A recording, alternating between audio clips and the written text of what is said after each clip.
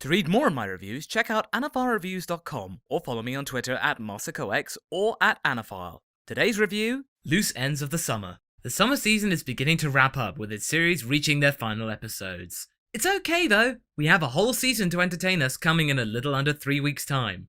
So I can properly prepare for the next season, I shall be abridging my reviews for the last 5 anime I've left to cover for the summer. These are Nobunaga Concerto, Shonen Hollywood, Bakumatsu Rock, Dramatical Murder, and Invaders of the Rokujoma. A little disclaimer here before I begin. I am not saying these anime are not worth your time. All of these shows deserve the same amount of time as the other anime I've reviewed. It's just that time has conspired against us and resulted in a compressed review. So let's get to it. First off, Bakumatsu Rock. Even though this show is meant to be set in the Edo period of Japan, somewhere between the 1500s and 1700s, do not use this as source material for a history paper on the subject. This show is a very tenuous interpretation of that time, if any interpretation. There's modern comforts everywhere, from pizza to rock music. Lots of rock music. It's like they replaced samurai with rockers, and that's okay. No, really, that's okay. You quickly begin to realize that this show is not meant to be a straight-laced or serious adaptation. It's a fun ride for everyone to enjoy. Sit back and marvel at the brightly coloured characters jet around on the screen. Based on a PSP game, Bakumatsu Rock is a visual appetite, devoid of any blandness. But when it comes to the story, it's a whole lot staler. The Japanese government is cracking down on rock music, and it's up to the likes of Ryoma and friends to rage against the machine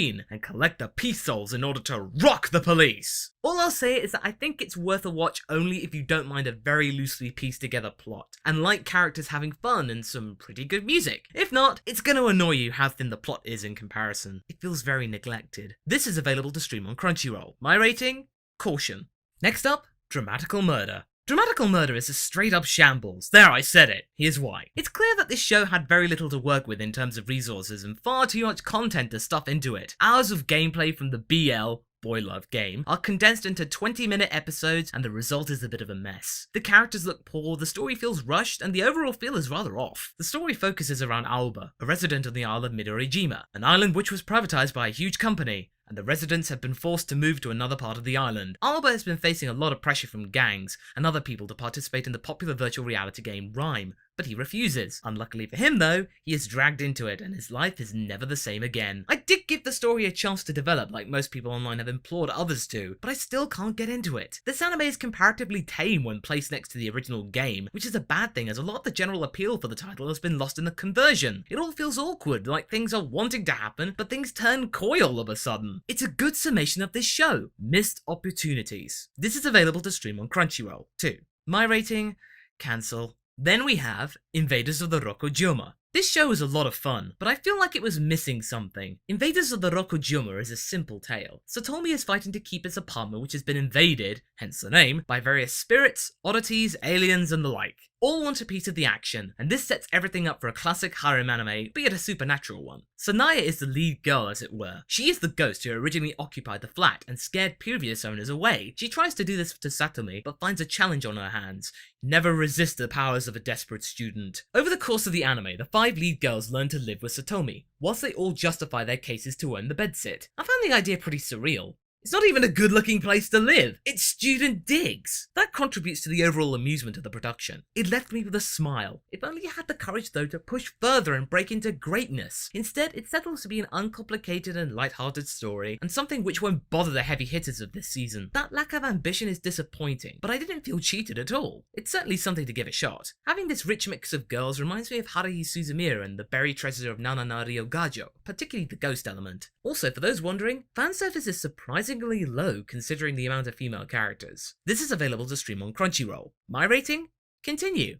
Then, it's Nobunaga Concerto. Nobunaga Concerto is yet another adaptation of the story of Oda Nobunaga, the famous Japanese warlord. I can count at least 3 other anime that have come out since I started properly reviewing anime that revolve around this historical figure, which tells me 2 things. First, the guy is a hugely significant person in Japanese history, which I respect, and second, that anime executives view the idea as a sort of cash cow. This anime's idea is to use the cliché time travel gimmick to take delinquent Saburo back into the past and learn about the stories of Nobunaga firsthand, as Nobunaga. He's the spitting image of the guy, and is forced to take the leader's place. It's following the Bill and Ted path to educational prosperity.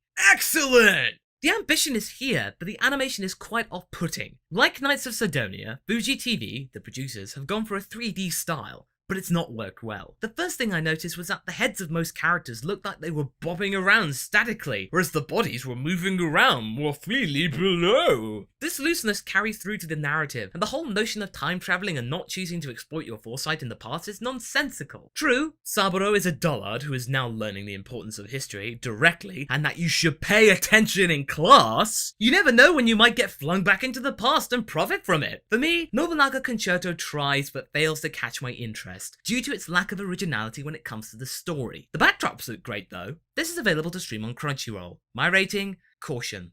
Finally, we have Shonen Hollywood, Holly Stage for 49. One of the better shows of this season. Shonen Hollywood is a very humble production. It may not be the best produced title this season, but it does the business in producing content which is engaging, thoughtful, and focused on the characters in a way which isn't obnoxious, unreal, or irritating. The premise is the reformation of the band Shonen Hollywood, which was split up 15 years previously. Today, the group is being brought back together with new members Kakeru, Ikuma, Kira, Daiki, and Shun. At first glance, you could accuse this show of being a rip-off of shows like Free, in that the premise is formed around good-looking guys who each have their own colours of attire and differing personalities. I see your point, but do people have to all look the same? People look different and wear different stuff. Deal with it. I think what I appreciate most about this series is that it's a lot more grounded than most slice of life series, like it could happen in real life. In fact, the whole idea of manufacturing boy bands is common in society, so this anime is just putting that down on paper, or computers these days. This realism is welcome and makes me feel for each of the characters, as well as their general optimism, despite the oppressive domain of real life. I seriously would give this a watch if you want some pretty boys to look at and get to know deeply and actually want them to succeed. This experience feels so complete. This is available to stream on Funimation's website.